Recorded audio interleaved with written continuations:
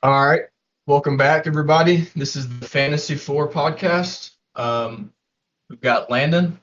Andrew, Ford. Doug. What's going on, everyone? So we'll just get right into it. This past week was week 14, and we're going into week 15. And we'll start out with one thing that we each learned from this past week. And for myself, that would be if you, for both the Eagles and the 49ers, in my opinion, they're just above, a tier above every other team in the league right now. Just offensively, defensively, just their entire team. I feel like they're just better than everyone else. I mean, maybe except for Mahomes. But if you have those guys in fantasy on those two teams, the Eagles or the Niners, you got to start them. They can put up 40 points a week with ease. Their offenses are just electric. If you got, Hurts, A.J. Brown, you got Miles Sanders, Devontae Smith, all those guys, you throw them in for the 49ers, CMC, Ayuk with the Debo injury. He shouldn't miss too much time, hopefully, but Ayuk's a wide receiver 2 right now. Kittle, and even Brock Purdy is a viable streaming option right now with all the weapons he has beside him in San Francisco. I mean, even I could be a good fantasy option if I had those weapons next to me. So go ahead and scoop them up if you need a quarterback. But yeah, if you have those guys on your fantasy team, throw them in your lineup immediately. Any of them. one thing I learned this week is going to hurt for a lot of people to hear, but Travis Etienne is officially a league loser. But he was a league winner only a mere 5 weeks ago when he got that starting job and when J Rob got shipped out to New York. But the Jaguars just put up 36 points against a Tennessee team that is half decent. And Travis Etienne wasn't responsible for any of those points, and he was only responsible for 32 yards on 17 carries. If you do the math, that's less than 2 yards a carry, which is abysmal for a running back. Um, the Jaguars have no solidified offensive identity, and that was very clear when Evan Ingram caught 11 passes for 150 yards and 2 touchdowns this week. That doesn't happen in a scheme where you have a solid identity week to week. This is just whatever works for them. They're just kind of making it up on the fly. So Travis Etienne is not a guy that's going to win you a league this year because they just haven't figured out their identity yet, and that's not going to happen this year. And even if they win the next 5 games, who knows in what fashion that'll be. So it's time to consider what you do with Travis Etienne. I'd say one thing I learned this week is that the Lions are a legitimate playoff contender, and I think they could even steal a game or two in the playoffs. Um, I think they have one of the most electric offenses in the league. They've lost 2 games this year by more than a touchdown, one to the Patriots, one to the Cowboys. Their other losses are 3 or 4 point losses to Philadelphia, Minnesota, Miami, and Buffalo, all of which are, I would say, Super Bowl contenders. Um, they're top 5 in scoring and yards on offense. I think the only thing that holds them down is their terrible defense. But I really like the Lions a lot for the rest of the season. One thing America learned on Sunday was how bad the Cowboys' offense was in the red zone. They had 2 goal drives where they did not score whatsoever, and their D line saved them. DeMarcus Lawrence and their defense saved them from that game. They just really need to focus on the rest of the season instead of staring at a fifth playoff spot. They need to keep driving forward. But playing the Texans being 1-9, it was just really shocking for everybody. And something that they lost that game in Dallas too. Yeah. But yeah, we can go ahead and move on to our highlighted games for week 15. We can go ahead and start out with the game on Thursday night, and that is the San Francisco 49ers, and they're playing the Seahawks.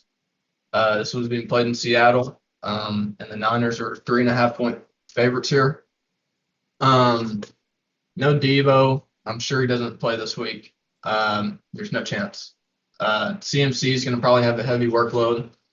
And same for Ayuk. I think he's going to be a lot more involved in the passing game than he has been in the past few weeks. I think it's going to be a close game. Seattle, Geno Smith, they'll put up a fight. But I just think that the firepower that the Niners have on offense and their just amazing defense, I think they're going to take this one. So give me the Niners here. I think the time for the Seahawks has come to an end. I think they've had a phenomenal year. They've performed much better than anyone thought they would. And then this past week, taking a big loss to the Carolina Panthers, not a good look. Gino threw 2 picks in the game, otherwise had a pretty decent game. And then, of course, Brock Purdy and the 49ers blew out Tom Brady, which is never an easy task, no matter what team it is. I think the 49ers dominate in this game. I think 3.5 is a very modest line. I think San Francisco wins this by 2 scores or more, and this is a big McCaffrey game. Yeah, I'm going with the Niners on this one too. Like Andrew said, the Seahawks kind of fallen off from that hot start they had earlier. Niners are kind of looking unstoppable right now, even with all the injuries got going. I still think the Niners come out on top. I'm going to clean the sweep up, and I'm going to say San Francisco takes this as well.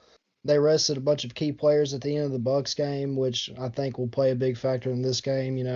Giving them a little extra minutes resting. They got a great ground game as well as a great defense. Which as all y'all said, that's I ain't got else much to say besides what y'all said.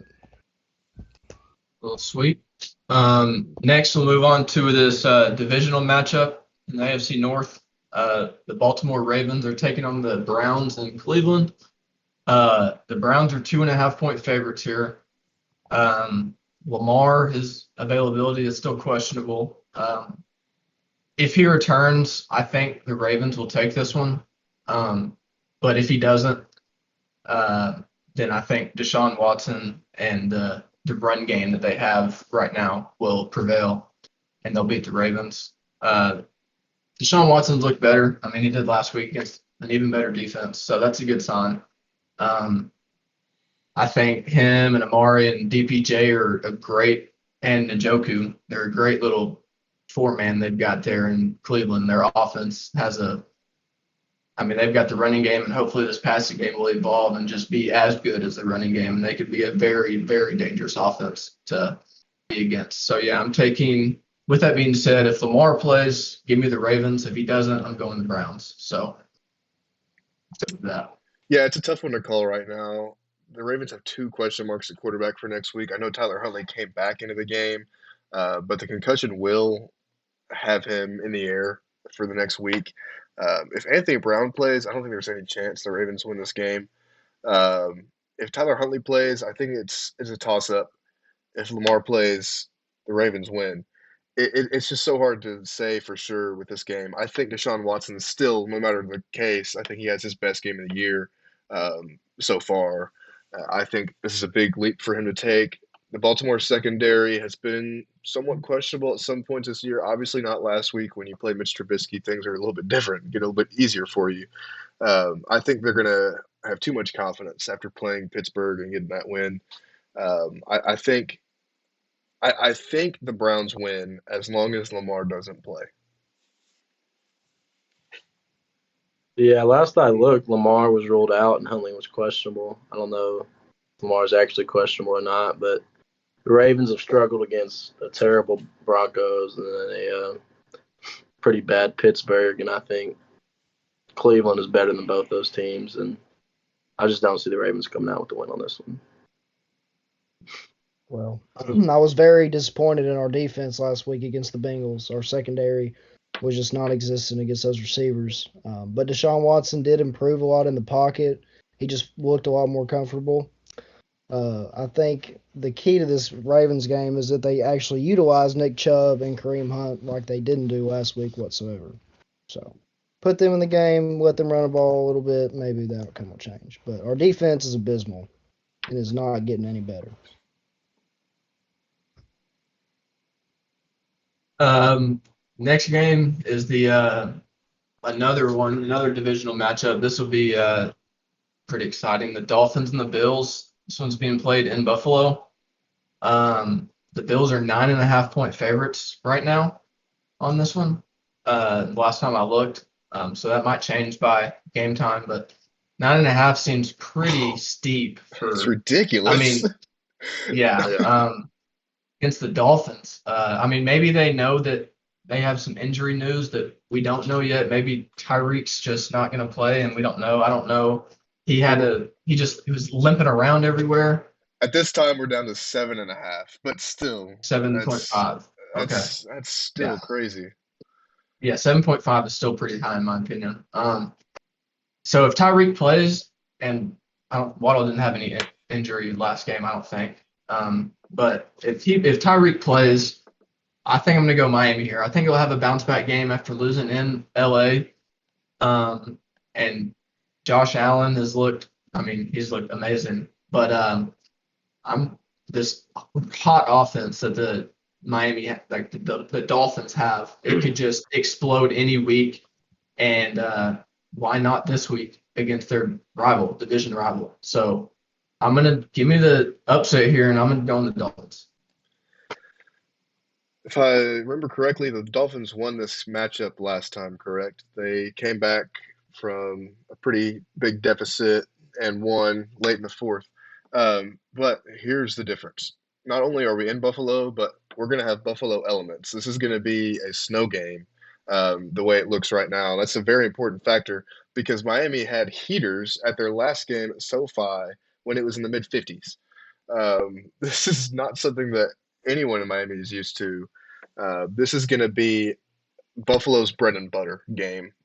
They're going to have to establish the run game. We're looking at 7 inches of snow. So as long as we get at least some snow, plays a big part in this game. That might have something to do with the line that they set. Um, I'm going to go with the Bills here, but it's going to be one of those really strange ones. Yeah, like Andrew said, the weather is going to be a big factor in this one. I mean, Miami's obviously not used to anything like that. I still think it could go either way. I don't see Miami losing 3 in a row, but I also don't see Buffalo losing both matchups this year. But with the weather and it being at Buffalo, I'm going to go with Buffalo winning this one. I hate saying the word weather again, but that was at the top of my list about that. Like y'all said everything else, but I do think the Dolphins can win this game. They really could win any game they played this year. It just depends on if they can win, if that makes sense. If they want to win. They've had multiple opportunities. You're a Buffalo guy here too, then. Yeah. Yeah. All right. Next game, we move on. We'll go to the Detroit Lions taking on the Jets in New York. I'm super excited for this one. I think this game is going to decide a lot for both of these teams and where they will be come playoff time, ranking wise. I think it's going to be this game's an even line, by the way, on according to books. So I completely agree. I think this will be a super close game. The Lions are coming off that huge win against the 10-win Vikings, and I just you can't really count the Lions out. But it's in New York. The Jets have looked amazing, so I'm gonna take the Jets in this one by this much, probably maybe in a field goal. But yeah, I'm taking New York right here. I'm going to go with a bold prediction here, which I don't do often. I think Detroit wins this one by 20 plus. I think this is a huge game for Jared Goff. I think this is, and he's played well the past few weeks, for their run game that they need to reestablish despite them scoring plenty of points. Dan Campbell is on fire right now. He is leading this team. This team is happy to play for him. And I think just the spirits in the locker room are at the highest after what they went through last year with the disappointments. This is going to be a massive Detroit game. I have them winning by 20 plus, and whoever plays at quarterback, Mike White's not playing. There's no way he's playing, right? He can't be. I think so. I think Question. Flacco's going to get pretty beat up, assuming Zach Wilson's not available for this game. I think this either way this goes. I think this is a big 20-plus point win for the Detroit Lions, as good as the Jets are. Yeah, I've got a Lions blowout in this one too. I just think this week the Lions are really going to be full force on offense. They got Jameson and Chark both going full force next week, and you still got Amon-Ra, Swift, and Jamal Williams. I just think it's too much. The Jets, they have a good defense, terrible offense. I see the Lions scoring 5+, and the Jets just struggling to get any points on the board. Or 5+ touchdowns. But yeah, I'm going with the I don't Lions. blame you here. I think the Jets are going to take this one. They in Buffalo last week. I watched most of that game, and they were in the red zone most of the time with opportunities to score and make the game closer than it was. I think they're going to capitalize against the Lions this week, even though Mike White got pounded play after play. I think whoever comes in will step up and make the plays and push them through to a W. 2-2 right there. Me and Doug, Andrew and Ford. Yep. Yep, So it takes that one. split right down the middle. Yeah, I'm excited. Speaking of being excited, I'm excited for this game too. This one's Tennessee. They're taking on the Chargers. This one's in LA. Currently, the Chargers are 3-point favorites here. I think they come into this game after their after their big win last night against the Dolphins, and they take that what they just did, and they're going to replicate their offense once again, and their passing game has just looked incredible with all their players nearly 100% healthy, it seems. So the Titans, they just lost again. It's their third loss in a row. I think they're going to get 4 in a row. So give me the Chargers here, and I think they win by at least 14 points. I like the Chargers here too, because their defense has played so much better over the past couple of weeks. They started off on paper being one of the best defenses in the league, on paper. That did not translate through the first half of the year. Their defense was the reason they lost a lot of games, despite having so much talent. They couldn't stay healthy. I think their offensive line has played a lot better too, because those were problems that Herbert were dealing with before. But last night against the Dolphins, they improved in so many areas against a phenomenal pass rush and secondary. Herbert is he's out of this world right now. He makes great decisions. He has amazing arm talent. I think this will probably be a good game for Derrick Henry, but I think the Chargers are going to handle this one, considering that they're healthy. I'm going with the Chargers too. Saw a lot of hate over the season against Herbert, and I think him having all his weapons back is kind of shutting all them up. I think the Chargers are going to start playing like the team we all thought they would at the beginning of the year. And like y'all said, I feel like the Titans are kind of falling off from what they started at. So I see the Chargers winning this 14+. I'm with y'all. I believe the Chargers are going to win this as well. Justin Herbert is almost as fun to watch as Mahomes. Last night we really got to see all of the weapons in use. He literally threw to everybody last night. Everybody was in play. Tennessee also got spanked by the Jacksonville Jaguars pretty bad this week too. That was a big note I saw. Just embarrassed really. But Herbert's a leader, and I believe he'll lead them this one too. I have the Chargers winning it. Big game for Brandon Sweet. Staley as well. Brandon Staley needs to win this game to solidify himself as a decent head coach in the NFL. Yeah. Agreed. Speaking of the Chargers, that was the game script I predicted near perfect, Andrew, right? Yeah, With yeah. just Herbert playing, just about like Ford said, with all the hate he's had this year. He got all of his weapons back, and they see what happens when a quarterback has his usual suspects. Yeah. And you said with the Buccaneers and 49ers, you said that Tom Brady he'd lose his mind, and he did. That's exactly what happened in that game. Brock Purdy. Seeing that handshake with those two guys, and just if you had to if you hadn't known anything, you just you had to guess who won that game, and you look at Tom Brady and Brock Purdy giving each other, a little hug after the game. Any human with any sort of knowledge is going to say Tom Brady, but it wasn't at all. It was a blowout. Not at all. Ugly game. And they get Cincinnati this week. Yeah. Speaking of that game, 3.5-point favorites for the Bengals here. They're on the road. This one's in Tampa. 3.5. Give me double that. They're going to win by at least 7 points, at least. Joe Burrow, he's got Jamar Chase healthy. T. Higgins and Tyler Boyd are questionable. But if he has Jamar Chase, he'll be okay.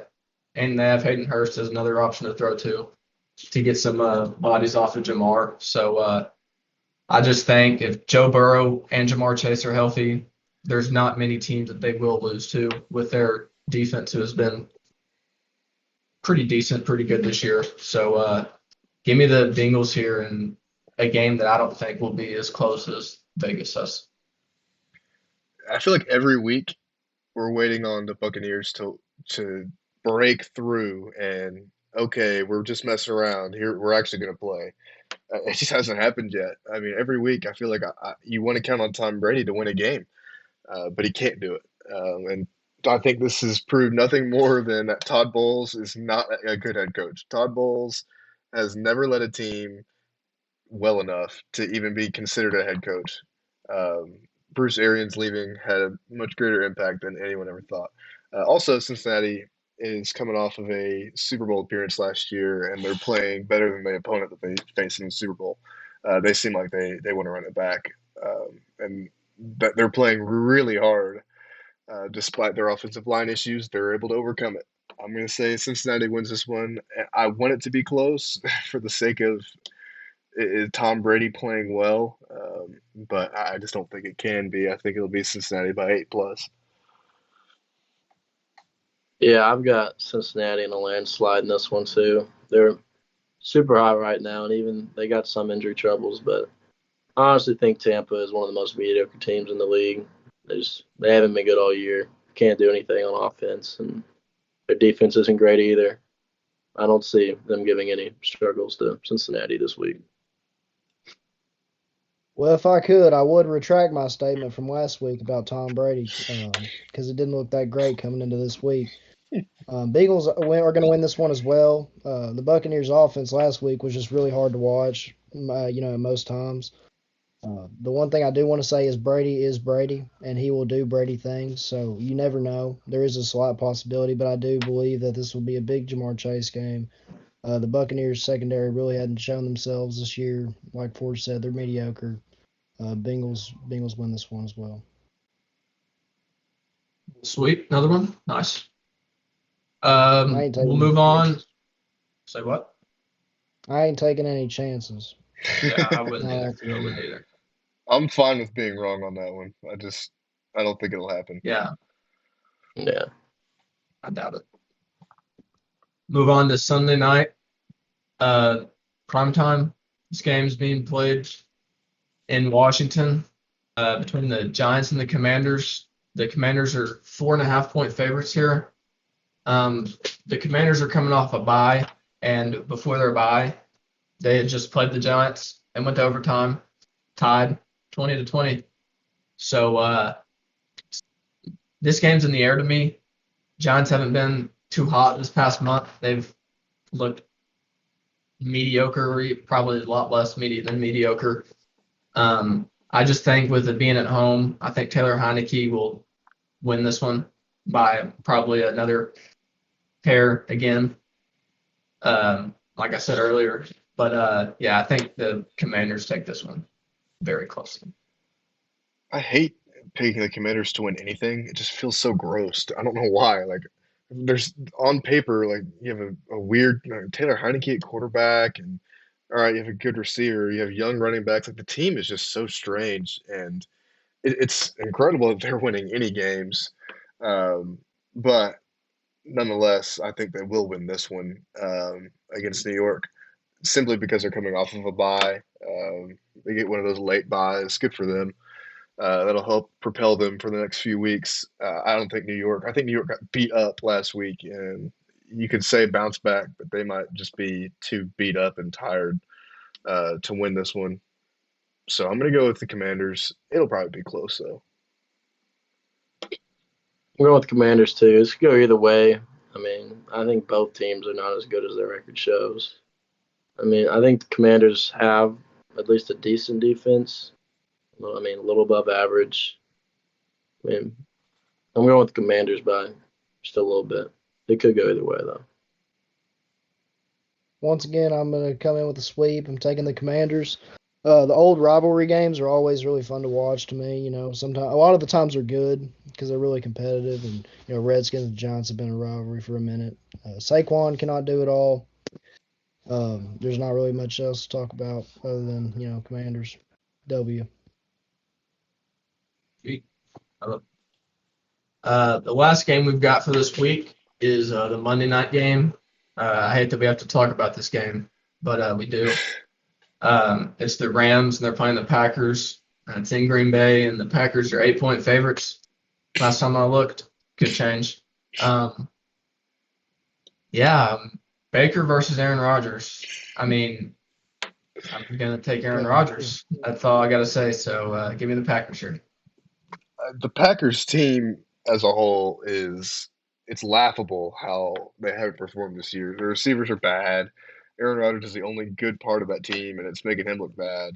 I laugh at the 8-point favorite, and you pick the Packers, but I'm picking the Rams here. I think the Rams. I know they have Baker, but it's just like they won the Super Bowl last year. It's always hard to say that even though they're bad this year, that they're not going to beat a team like the Packers. I think Baker will do enough. I don't think he's going to make any losing decisions, which I'd love to talk about. I love to talk about how quarterbacks can throw picks, but as long as they don't make losing decisions, they'll be solid. I think Baker will play solid against this Green Bay defense, who's been okay this year. 8 points is ridiculous to be favored by, even though you're in Lambeau. I'm going to go with the Rams by 3. I'm going with the Rams too. Baker's going to have more than 48 hours.